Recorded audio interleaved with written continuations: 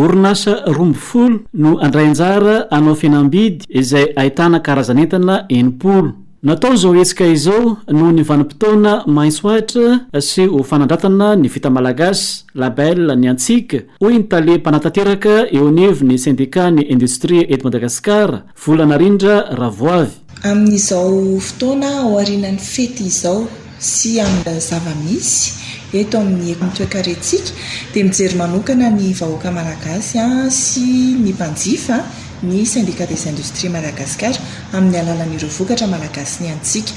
satria dia misy zany ireo fampihenana vidin'entana mitondra marika malagasy ny antsika ho anazy dia miaraka amin'ny tranombarotra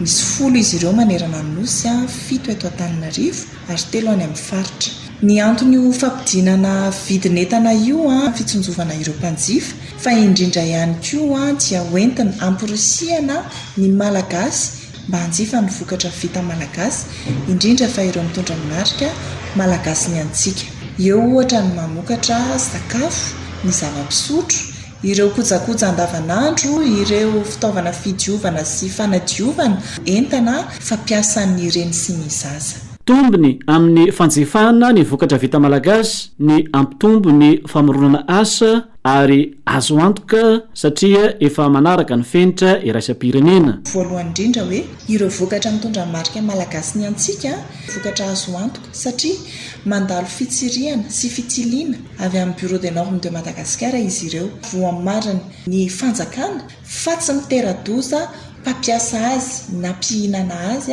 ny fampiasana sy ny fihinanana. Tombony lehibe ihany koa afaka hifaninanantsika eto toerana ny fahafantarana hoe iza ny namokatra azy. Raha sendra zany ianao misy olana na sendra ianao misy fitarainana tianao atao fantatrao voalohany indrindra ny SIM syndicat des industries de Madagascar no tompony marika label malagasy ny antsika ary indrindra fantatra hoe iza le orinasa mamokatra azy satria eto an-toerana rehefa mitombo ny mpanjifa ny vokatra mitombo arak'izay ihany koa ny tinady mitombo azy ny famokaran'ny orinasa mila mampitombo mpiasa rehefa mitombo ny mpiasan'ny orinasa mitombo ny fampidirana mpiasa ny hetsika iarahana amin'ny tranombarotra dia manomboka amin'ny alakamisy 13 ny volana janoary ka hatramin'ny alahady 9 febroary. Azo atao tsara ho an'ireo épicerie na ireo mpivarotra enta-madinika mbola hivarotra ny manararaotra ny vanim-potoana tahaka izao.